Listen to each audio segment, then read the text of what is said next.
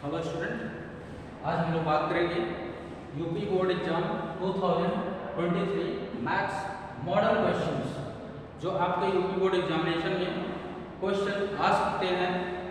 But जो भी questions आप लोगों को दिया जाएगा उस पर बेस्ट क्वेश्चन आ सकते हैं। एग्जैक्ट ना करें बट उस पर बेस्ट क्वेश्चन आपको एग्जामिनेशन में देखने को मिलेंगे। अगर इस तरह के क्वेश्चन को आप सॉल्व कर लिए तो आपके क्वेश्चन मैक्सिमम जो है आपको बोर्ड के एग्जामिनेशन में आपको मिल सकते हैं और आप अच्छे नंबर प्राप्त कर सकते हैं। तो आइए स्टार्ट करते हैं। सबसे पहले हम लोग क्या पढ़ेंगे, यूक्लिड डिवीजन लेमा पर best question.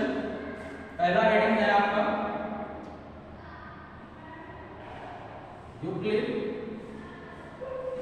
Division algorithm. Euclid division algorithm पर जितने भी बेस्ट क्वेश्चन है कम से कम एक क्वेश्चन कर लीजिए। एक एचसीएफ फाइंड आउट करने के लिए यूक्लिड डिवीजन एल्गोरिथम पर एक एचसीएफ फाइंड आउट करने के लिए क्वेश्चन सॉल्व कर लें। उसके बाद आता है √2, सेकंड आता है √2, √3, √7, √11 इज एन इरेशनल नंबर। ऐसे क्वेश्चंस को आप एक क्वेश्चन सॉल्व करेंगे, इसके बेस पर आप बाकी सब एग्जामिनेशन में सॉल्व कर लेंगे। अगर प्रैक्टिस किसी एक की रहेगी तो बाकी सारा प्रैक्टिस से हो जाएगा। तीसरा क्वेश्चन आता है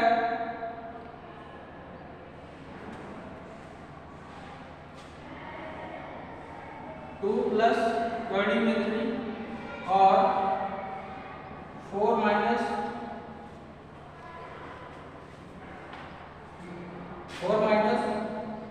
3 करने में 2 is an irrational number. Okay, इस टाइप के भी क्वेश्चन आप लोग सॉल्व करेंगे। एक क्वेश्चन एग्जामिनेशन में आपको देखने को मिल सकता है। Next terminating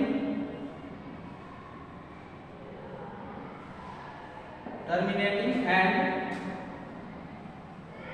non terminating.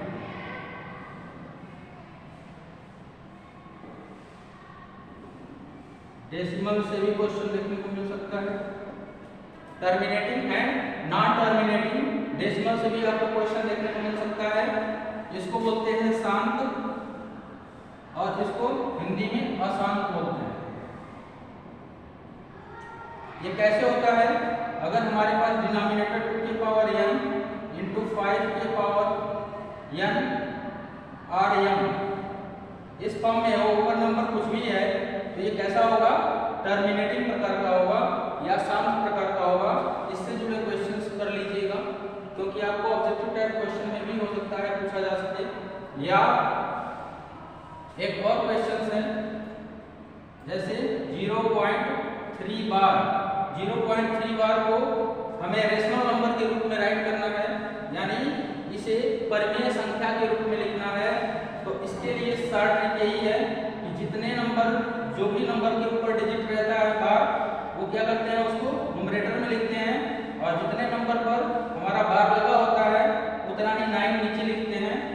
जैसे आपको एक और नंबर लिखकर दिखाता हूँ, that is the rational number.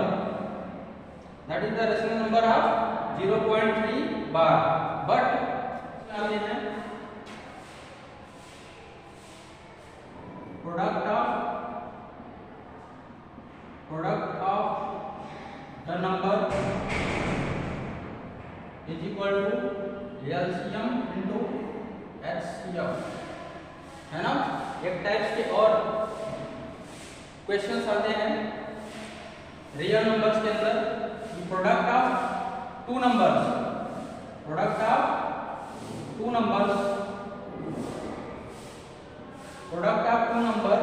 Is equal to LCM into HCF.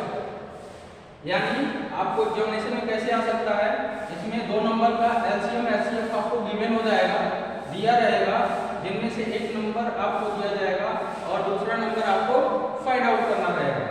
तो प्रोडक्ट ऑफ टू नंबर, इनमें से एक हमारे पास नॉन होगा, दूसरा अननोन होगा, तो ये क्या करेगा, इसको डिवाइड कर देगा, तो हम दूसरे का वैल्यू निकाल लेंगे। या हो सकता है हमारे पास product of the number given हो, एलसीएम दिया हो, आपसे एचसीएफ पूछा जा रहा हो, तो by this formula we can find the HCF of two numbers. Clear? अब आगे आते हैं हम लोग linear equation in two variables.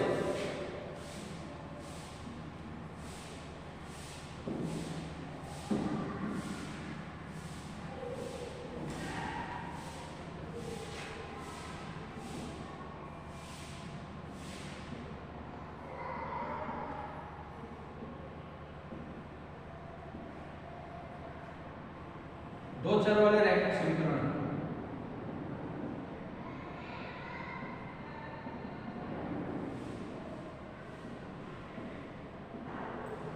ठीक है, linear equation in two variable आपका नेक्स्ट चैप्टर है, जिनमें दो चर वाले रैखिक समीकरण हिंदी में दिया हुआ है। तो क्या करेंगे, हम किसी एक क्वेश्चन को सॉल्व कर लेंगे किस मेथड से। जैसे हमारे पास एक क्वेश्चन है x + y = 14 and x - y = 4। This is the two linear equation in two variables. हम इस क्वेश्चन को 4 मेथड से सॉल्व करेंगे। ठीक है, 4 मेथड से सॉल्व करेंगे। कौन कौन सा? ग्राफिकल मेथड,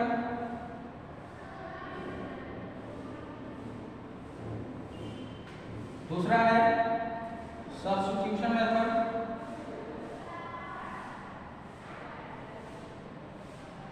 तीसरा है एलिमिनेशन मेथड,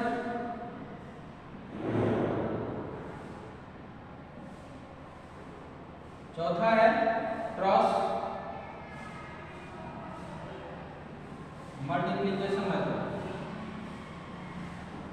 ठीक है, इन चारों तरीके से अगर हम किसी एक क्वेश्चन को सॉल्व कर लेते हैं, तो इन चारों मेथड से कोई भी क्वेश्चन आएगा वी कैन फाइंड आउट, है ना, उसे हम फाइंड आउट कर सकते हैं। इसके अलावा आपको एक और कठिन प्रश्न को सॉल्व करना है, जिसको हम u या v मानकर सॉल्व करते हैं। जैसे हमारे पास एक क्वेश्चन है 5/x - 1 + 1/y - 2 = 2 and 6/x - 1 - 3/y -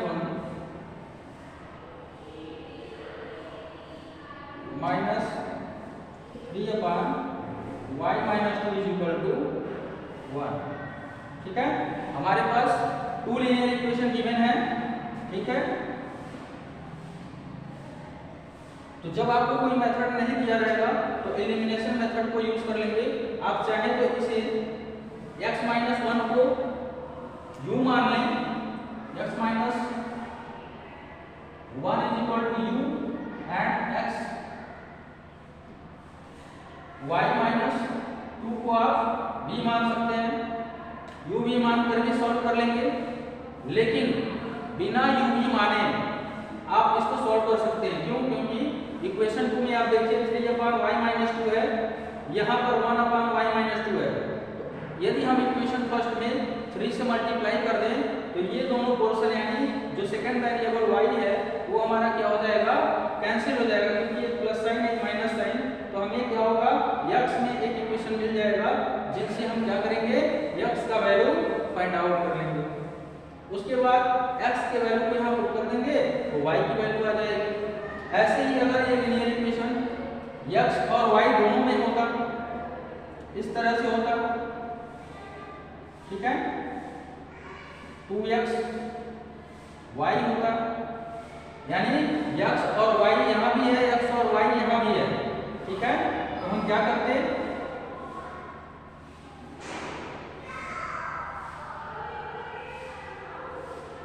यही हम क्या करते हैं, पुनः हम एलिमिनेशन मेथड यानी विलोपन विधि का ही प्रयोग करते और क्या करते, इसमें 3 से मल्टीप्लाई करते तो ये कैंसिल हो जाता, लेकिन हमारे पास पुनः एक इक्वेशन और मिलता है, एक समीकरण और मिलता है x और y में।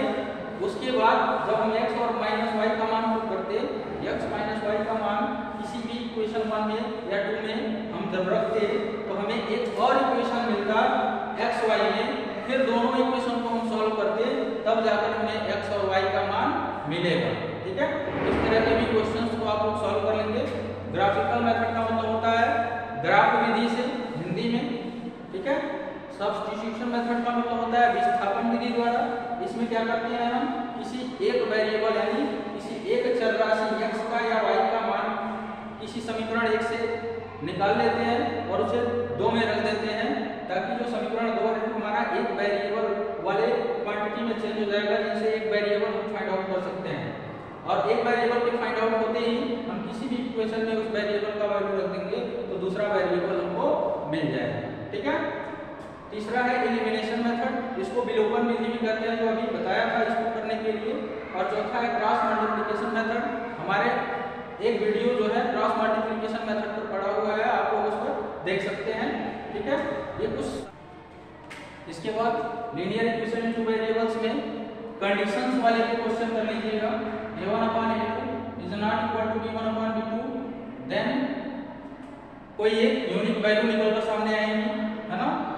इस कंडीशन 1 पर फिर सेकंड पे लीनियर इक्वेशन का भी वीडियो बना हुआ है, उसको भी आप लोग देख सकते हैं।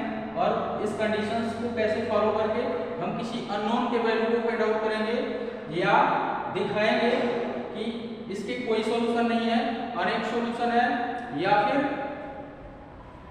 एक यूनिक सॉल्यूशन है ना। तो ये कंडीशंस पर बेस्ड होते हैं, आपको वीडियो मिल जाएगा और वीडियो में आप लोग देख लेंगे इसको। और उसके बाद आता है वर्ड प्रॉब्लम। वर्ड प्रॉब्लम जहां तक मुझे पता है बहुत ज्यादा नहीं पूछा जाएगा, लेकिन कुछ क्वेश्चंस जो है जैसे नाव चल से हो गया, इससे रिलेटेड प्रॉब्लम हो गया, इन सबको आप सभी लोग एक बार देख लेंगे, समझ लेंगे।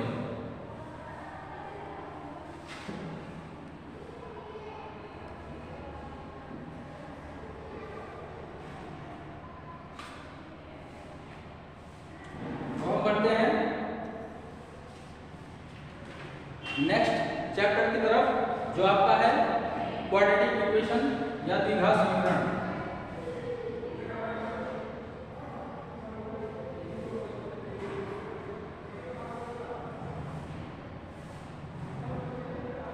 क्वाड्रेटिक इक्वेशन या द्विघात समीकरण, इसके अंतर्गत हम क्या करते हैं, सबसे पहले हम किसी भी इक्वेशन को स्टैंडर्ड क्वाड्रेटिक इक्वेशन या मानव द्विघात समीकरण में चेंज करना जानते हैं। जैसे ये क्या होता है, ax² plus bx plus c equal to 0। हमारे पास कोई भी वैल्यू दे देगा 4x is equal to 7x² plus 3, तो कहेगा इसे मानक रूप में चेंज करिए और कितना आंसर आएगा वो आपको ऑप्शन में भी मिल सकता है। ठीक है, तो इस पर भी विशेष ध्यान देंगे आप लोग। दूसरा फैक्ट आता है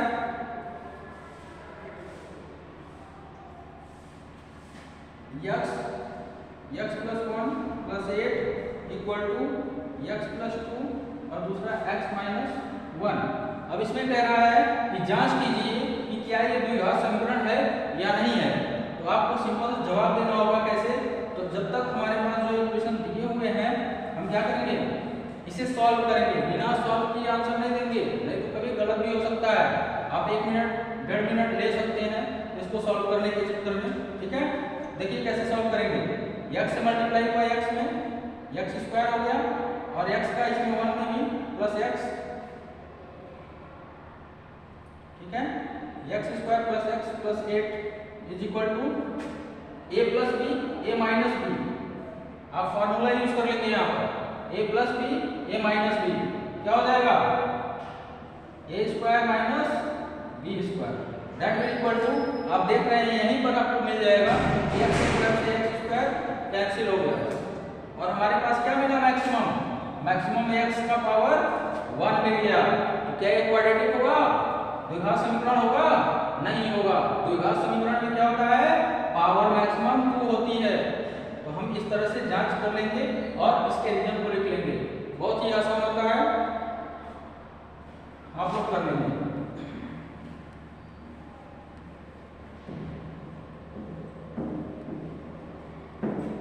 आगे बढ़ते हैं।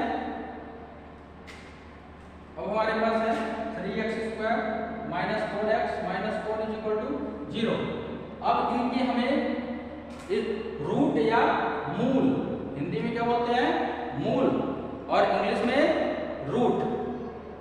कैसे हम इस क्वाड्रेटिक इक्वेशन के रूट्स को फाइंड आउट करेंगे? इसके लिए हमारे पास 3 मेथड है। एक तो हम by Shridharacharya method,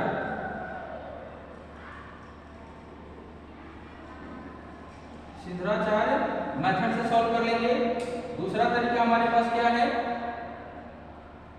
factorisation method, factorisation method. और तीसरा हमारे पास अल्फा प्लस बीटा, यानी sum of the roots and product of the roots से हमारे पास फॉर्मूले हैं। ये सम ऑफ द रूट हो गया, सम ऑफ द रूट्स, आप लोग पढ़े होंगे तो आप लोगों को ध्यान होगा, sum of the roots is equal to क्या होता है, minus B upon A. Minus B क्या होता है, कोफिशिएंट ऑफ एक्स होता है, और ए क्या होता है, कोफिशिएंट ऑफ एक्स स्क्वायर। जैसे हमारे पास स्टैंडर्ड क्वाड्रेटिक इक्वेशन दिया रहेगा ax square plus bx plus c equal to 0। a की वैल्यू हमें क्या मिल गई, 3 मिल गई, b की वैल्यू -4 एंड c की वैल्यू -4। ये आपके श्रीधराचार्य मेथड में भी काम करता है, क्योंकि श्रीधराचार्य मेथड क्या होता है, x is equal to minus b plus minus under root b square minus 4ac is equal to minus B plus minus B square minus 4ac upon 2a। यही क्या है, डिस्क्रिमिनेंट है, विविक्तिकर है। इससे क्या पता लगा पाते हैं हम कि इस दिए गए क्वाड्रेटिक इक्वेशन के रूट्स का नेचर कैसा है, रूट्स का नेचर कैसा है, यानी इस क्वाड्रेटिक इक्वेशन के, इस द्विघात समीकरण के मूलों की प्रकृति क्या है, क्या इसके मूल काल्पनिक होंगे या वास्तविक होंगे, या वास्तविक और बराबर होंगे। अभी कुछ देर बाद इसको भी डिस्कस करेंगे हम लोग, ठीक है। तो अभी हम इसके मूल को बताने वाले हैं। तो सम ऑफ द रूट्स क्या होता है, माइनस बी बाई ए, यहाँ से हमें मूलों का योगफल मिल जाएगा, और product of the root is equal to C by A, यानी सी की वैल्यू -4, ए की वैल्यू 3। इससे मिल गया तो अल्फा माइनस बीटा का वैल्यू हम निकाल सकते हैं under root alpha plus beta का whole square minus 4 alpha beta से। उसके बाद हमें क्या मिल जाएगा, अल्फा बीटा में 2 लीनियर इक्वेशन मिल जाएंगे, और इनको ऐड कर देंगे। ऐड करने से बीटा कैंसिल हो जाएगा, अल्फा का वैल्यू आ गया, इसमें पुट करेंगे तो बीटा का वैल्यू मिल जाएगा। लेकिन ये प्रोसेस थोड़ा लंबा होता है, तो अगर जहां तक कोशिश करिए आप फैक्टराइजेशन मेथड से निकाल लीजिए, या श्रीधराचार्य मेथड से करेंगे तो डायरेक्ट आ जाएगा। आप लोग जानते होंगे, इतना पढ़ लिए होंगे कि आपको पता होगा श्रीधराचार्य मेथड में कैसे फॉर्मूले से हम लोग रूट्स को या मूल को फाइंड आउट करते हैं, ठीक है। अब इसके बाद हम कंडीशन पे चलते हैं।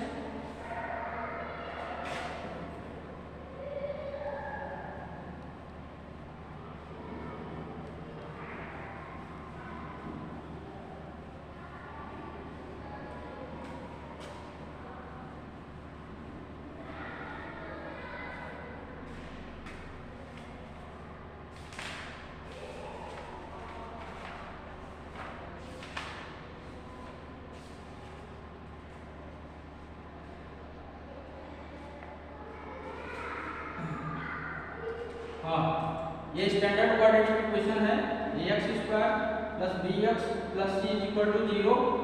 देन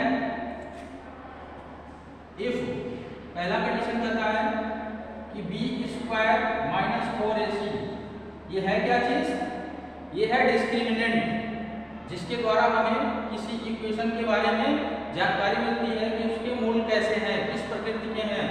इसको हम बोलते हैं डिस्क्रिमिनेंट, या हिंदी में बोलते हैं विविक्तिकर। विविक्तिकर का जो फार्मूला होता है b स्क्वायर माइनस 4ac होता है। अगर ये ग्रेटर देन 0 हो जाएगा, अगर ये ग्रेटर देन 0 हो जाएगा तो इसके मूल कैसे होंगे, roots real and unequal, real and unequal, and b square minus 4ac अगर इक्वल टू 0 हो जाता है, यानी d का वैल्यू क्या आ गया, d इक्वल टू 0। तब रूट्स कैसे होंगे, real and equal. Third condition है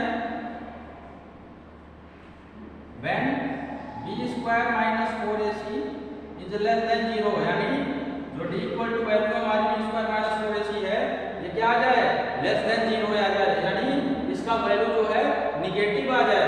तो निगेटिव आ जाएंगे तो उस केस में हमारा जो रूट होगा वो इमेजिनरी हो जाएगा। एक बार पुनः समझ लीजिए हिंदी में, जब हमारा विविक्तिकर 0 से बड़ा आए यानी पॉजिटिव नंबर दे तो क्या हो जाएगा, वास्तविक और असमान मूल आएंगे। जब विविक्तिकर हमारा बराबर हो 0 के तो हमारा जो मूल होगा वो वास्तविक और बराबर होगा। और थर्ड कंडीशन है जब हमारा विविक्तिकर 0 से कम होगा यानी निगेटिव में आएगा, माइनस में आएगा, तो हमारा जो मूल होगा वो काल्पनिक हो जाएगा। ठीक है, ये तीनों condition nature of the roots या मूलों के प्रकृति को बताने के लिए यूज करते हैं। ठीक है, इसके आगे हम लोग चलेंगे।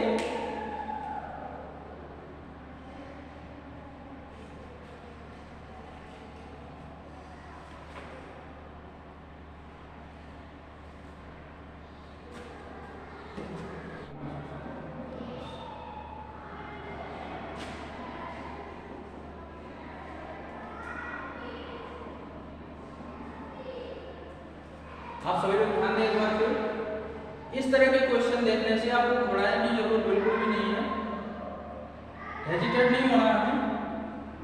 हमें क्या करना है, बस रूल को फॉलो करना है। इस तरह के क्वाड्रेटिक इक्वेशन होते हैं तो हम क्या करते हैं पहले a का c में मल्टीप्लाई करते हैं। ठीक है, मल्टीप्लाई कर लिया तो क्या हो जाएगा, ये 5√2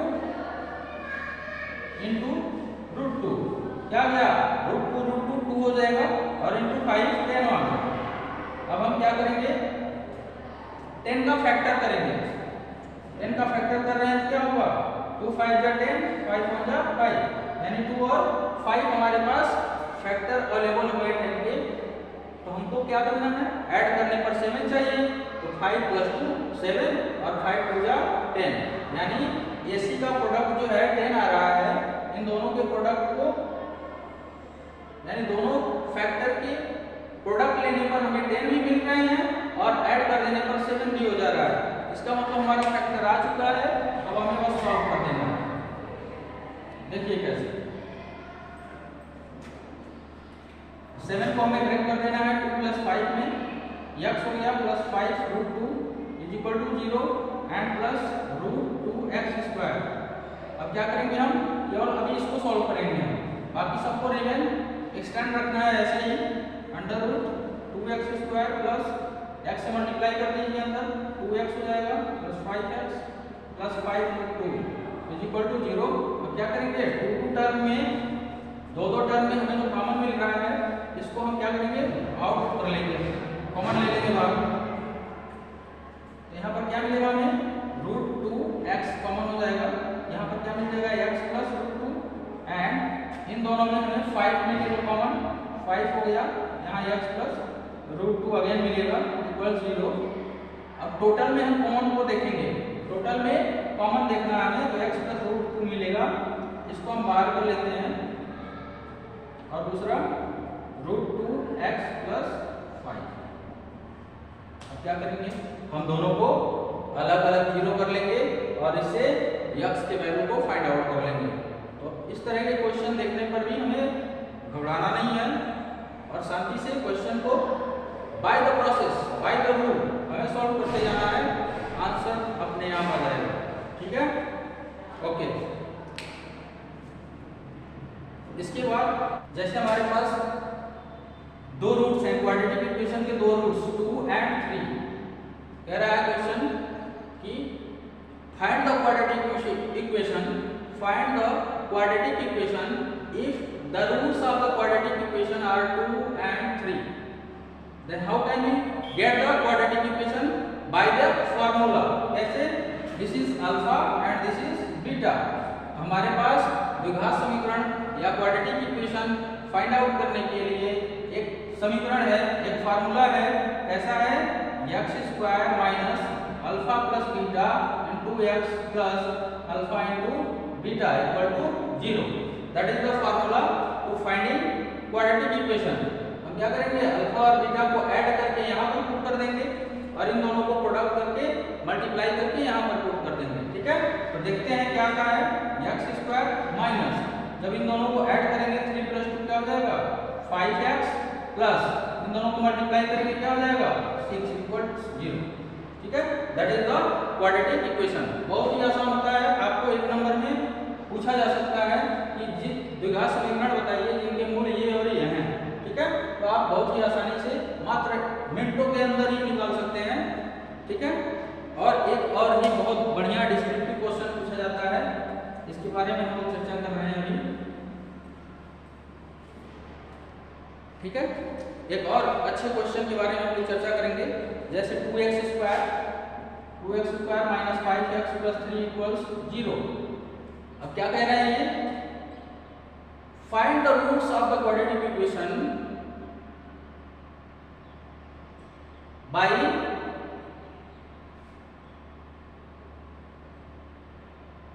कंप्लीटिंग द स्क्वायर। ठीक है, find the roots of the quadratic equation by completing square. ठीक है, यानी पूर्ण वर्ग बनाकर इस द्विघात समीकरण के मूल बताइए। तो सबसे पहले हमारे पास बेसिक फंडा क्या होता है? हम यहाँ से कोएफिशिएंट को हटा देते हैं, यानी क्या करेंगे? 2 से हम सबको डिवाइड कर लेंगे। ठीक है, तो 2 से डिवाइड करेंगे अपॉन 2 ठीक है, इक्वल टू 0/2 हो जाएगा। ठीक है, तो क्या आ जाएगा? ये x स्क्वायर माइनस 5/2x हो गया, फिर प्लस 3। इस पोर्शन को आप ट्रांसपोजिशन कर दीजिए या पक्षांतर कर दीजिए दूसरे साइड में, ये हो जाएगा इक्वल टू -3/2। ठीक है, अब क्या करेंगे? हमारे पास a स्क्वायर मिल गया, फिर यहाँ पर -2a भी मिल रहा है। ठीक है, यानी a माइनस b के होल स्क्वायर में इसे चेंज करेंगे हम।